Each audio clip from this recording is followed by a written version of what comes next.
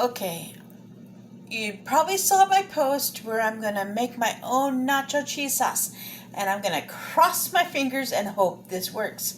Because I have Velveeta, and if I need to, I will pull out the bag of shredded cheese.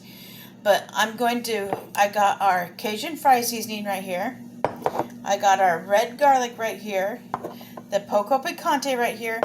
This one's not available, but if you don't have this one, you can use the taco seasoning. It does the same thing. This is the nacho seasoning, but you can easily get away with using the taco seasoning we carry or the fajitas. And then I have a can of diced tomatoes. I'm going to put half this can in my blender over here and blend it up, and that'll give us a little bit of the tomato base that we want with a little bit of the juice. And then I'm going to slice up my cheese, and then I'm going to play around with the spices. And once I get the spices all together and in order, I will actually let you all know. So this is my plan for dinner tonight, because I want to make a taco chili cheese fries, but without the chili. So basically a nacho cheese with the curly fries with the taco meat. Meat is defrosting in the microwave.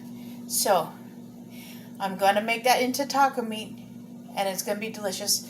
And then I'm trying to decide if I want to add a can of refried beans in with the meat. I'll probably do that as well, just to give it a little bit more substance so you're not eating just the cheese in the fries.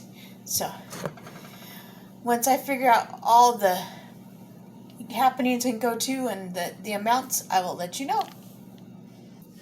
Okay, this is half a can of the tomatoes with a little bit of the juice. Now I'm going to come in with the poco picante, and I'm going to put about a half tablespoon to a full tablespoon of it in here with the tomatoes. This does have a good spice to it, so it's going to account for some of the spice that's going to go into the nachos. And I'm going to just pulse this. I don't want to blend them up all the way, so I'm going to pulse it. So once it's done pulsing, I will show you what it looks like. Okay, it's done pulsing. I don't want to tip it too much. I'm going to get a spoon to show you. Still has some thickness to it because it's still got some actual tomatoes in there. And then I did the half a tablespoon of the poco picante. That's all that's gone into this. Whew! And as that sits, it's going to kick into that spice.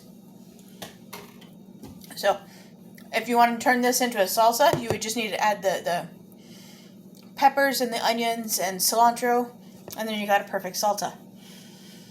So this is perfect. This is the pan I'm going to be using. So I'm going to go ahead and just add this into the pan. Oh, that is a warm sensation. Our cheese sauce may not be the normal color of cheese, but it is okay. Now I'm going to come in with the nacho seasoning. There again, if you have taco seasoning, you could use it, because this one's no longer available. Ooh, it smells amazing. And I'm going to put a full tablespoon of that in there with the tomatoes. And that leaves me with roughly about a teaspoon. And then I'm going to come in with what's left of my red garlic, which is about maybe a teaspoon. And we're going to put that in there, just to give it that extra little zing. So we have used the poco picante. We have used the red garlic, and taco or nacho or fajita. Taco and fajita sauce will work too. I said sauce. Seasoning will work too. And then the Cajun fry seasoning, I'm thinking I might add a little bit of this as well. It's so good. It's so good. I'm going to add a half a tablespoon of that into the pan as well, just to give it that little extra flair. And then the other thing I have to do is cut up my cheese.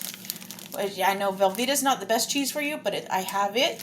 And then I have the shredded cheese. So once I cut up the cheese and put it in there, I don't know if I'll add milk to it to help it along, or if I'll just let it saute and simmer down and melt as it is.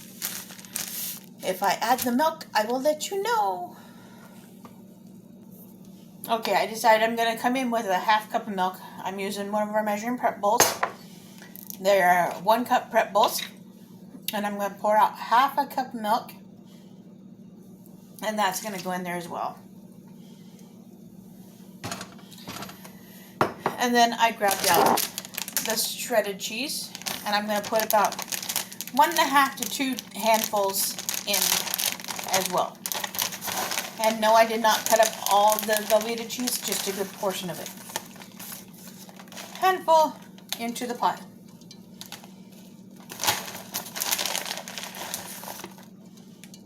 I have a feeling there's going to be leftover cheese sauce, so let's hope it's good. Actually, half the time I make stuff like this, just throw my own ingredients together, it ends up really delicious.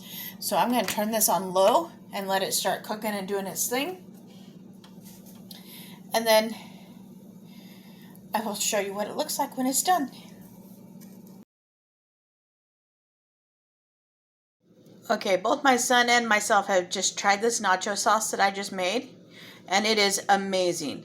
So this is a good recipe to use. Don't forget that if you don't have the nacho seasoning that I have on hand, you can use the taco or the fajita and it'll do the same thing. But if you don't want that much spice, cut the amount of the poco picante in half. But it is delicious.